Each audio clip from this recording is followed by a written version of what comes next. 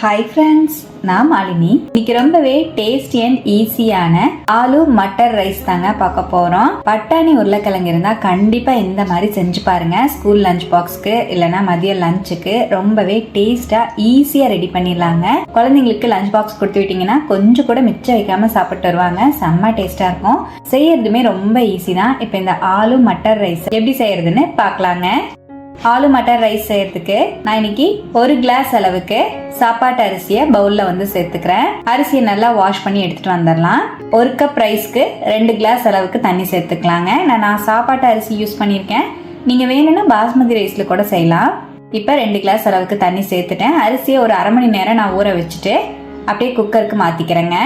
இப்போ இதோடவே நம்ம இன்னைக்கு ஆலு மட்டர் ரைஸ் செய்யறனால உருளைக்கிழங்கையும் பட்டாணியும் நான் ரைஸோடவே வேக வச்சுக்க போறேன். நீங்க வேணும்னா சாதம் வச்சு எடுத்துட்டு தனியா நீங்க உருளைக்கிழங்கு பட்டாணி கூட வேக வச்சு எடுத்துக்கலாம். அரிசி பாத்திரத்தை உள்ள வச்சுட்டு மேல ஒரு பிளேட் வச்சுக்கிறேன்.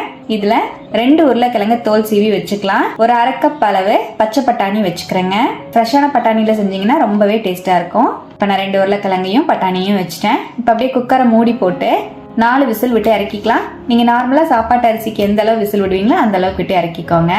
பாருங்க, சாப்பாடு வச்சு இறக்கிட்டேன். நம்ம உருளைக்கிழங்கும் நல்லா சாஃப்டா வெந்துருச்சுங்க. பட்டாணியும் நல்லா வெந்துருச்சு. சாப்பாடும் பாருங்க சூப்பரா வந்திருக்கு. இது அப்படியே இருக்கட்டும். இப்போ நம்ம தாளிச்சுக்கலாம். பேன்ல 1 டேபிள் ஸ்பூன் ஆயில் ஆட் பண்ணிக்கலாம். சின்னதா ஒரு துண்டு பட்டை, 3 கிராம்பு, 1 பிரியாணி இலை ஆட் பண்ணிக்கலாங்க. 1 டீஸ்பூன் ஜீரகம் சேர்த்துக்கலாம். ஒரு பெரிய வெங்காயம், 4 பச்சை மிளகாவை 2 நறுக்கி சேர்த்துக்கலாம். நல்லா ஃப்ரை பண்ணிக்கலாம். வெங்காயம் டிரான்ஸ்பரண்ட் ஆகிற அளவுக்கு வதக்கிட்டு இதோடவே 1 டேபிள் ஸ்பூன் இஞ்சி பூண்டு பேஸ்டையும் சேர்த்துக்கலாங்க.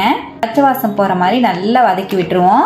பாருங்க, இஞ்சி பூண்டோட பச்சை வாசம் போற மாதிரி நல்லா வதக்கிட்டேன். இதோடவே 1/4 டீஸ்பூன் மஞ்சள் பொடி, 1 டீஸ்பூன் கொத்தமல்லி பொடி, அரை டீஸ்பூன் கரம் மசால் பொடி சேர்த்துக்கலாம். நல்லா மிக்ஸ் பண்ணிக்கலாம். நம்ம காரத்துக்கு மிளகா சேர்த்திருக்கோம். காரம் பத்தலை அப்படின்னா நீங்க மிளகா பொடி யூஸ் பண்ணிக்கோங்க. இப்ப நல்லா மிக்ஸ் பண்ணிட்டேன். இதோடவே நம்ம வேக வச்சிருக்கிற பச்சை பட்டாணியை சேர்த்துக்கலாம். உருளைக்கிழங்க இந்த மாதிரி மீடியம் சைஸ்ல கட் பண்ணிட்டு ஆட் பண்ணிக்கிறேங்க.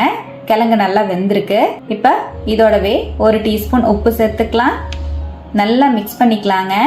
பாருங்க, பச்சை பட்டாணி உருளைக்கிழங்கு சேர்த்து நல்லா மிக்ஸ் பண்ணிட்டேன். இப்ப இதோடவே வேக வச்ச சாதத்தை சேர்த்துக்கலாம். சாப்பாடு பாருங்க நல்லா உதிரி உதிரியா வந்திருக்கு. நல்லா மிக்ஸ் பண்ணிக்கலாங்க.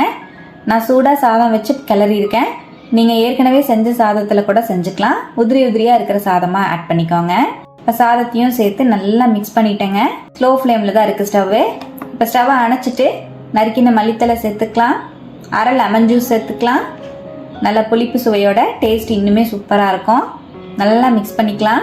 அவ்வளவுதான், ரொம்பவே டேஸ்டியான ஆலு மட்டர் ரைஸ் செம்மையா ரெடி ஆயிடுச்சுங்க. கண்டிப்பா இது போல பட்டாணி உருளைக்கிழங்கு சாதத்தை ட்ரை பண்ணுங்க.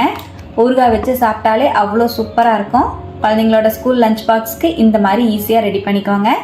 ட்ரை பண்ணிவிட்டு எப்படி வந்ததுன்னு கமெண்ட்லேயும் ஷேர் பண்ணுங்கள். நம்ம சேனலை இப்போ தான் ஃபஸ்ட் டைமாக பார்க்குறீங்கன்னா சப்ஸ்கிரைப் பண்ணி பக்கத்தில் இருக்கிற பெல் ஐக்கானையும் ப்ரெஸ் பண்ணி வச்சுக்கோங்க. லைக் பண்ணுங்கள். ஃப்ரெண்ட்ஸ் அண்ட் ஃபேமிலியோட ஷேர் பண்ண மறக்காதீங்க ஃப்ரெண்ட்ஸ். தேங்க்யூ.